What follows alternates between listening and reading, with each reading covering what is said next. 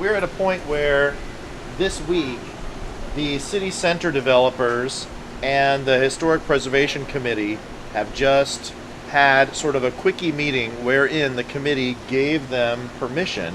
Historic Preservation Commission, right? Am I saying committee? Okay, committee, not commission. Gave them permission to not retain the historic facades of Parish Street for their skyscraper development because they wouldn't survive the construction. Apparently, like I read, they would need to drill thousands of holes in the brick and then reinforce it from behind in some certain way that would require them to essentially shut down Parish Street with some type of scaffolding for over a year. Yeah.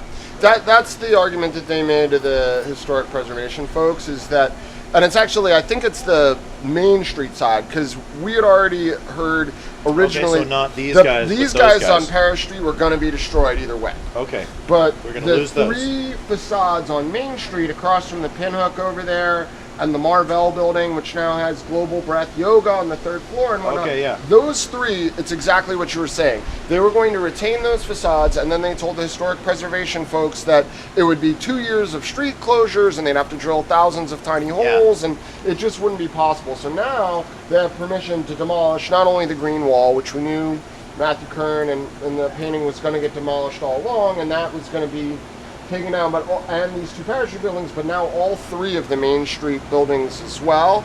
And they're supposed to rebuild them with as many of the original materials as they can retain, and as much in the historical facade as possible. And so the proper question to ask at this moment is no effing duh, right? I mean, anybody who's walked by there, you look up at the facade and say, this doesn't look viable, you know? And how could they have gotten this far in all the conversation, in all the development, in that agreement, and now say, we'll have to tear all this down actually because it looks shaky too. I mean, doesn't it seem like a story, just it just seems like one of those things. Josh is from Chicago, you know. It just seems like one of those things where the game is up, like exactly like you're saying. No kidding. You know, like, why was there no debate? Because there was no debate. Like, they knew all along that those buildings, or they had to presume all along that those buildings weren't staying. You know, if you look at the conceptual drawing of what's supposed to happen with the 20 however many story buildings,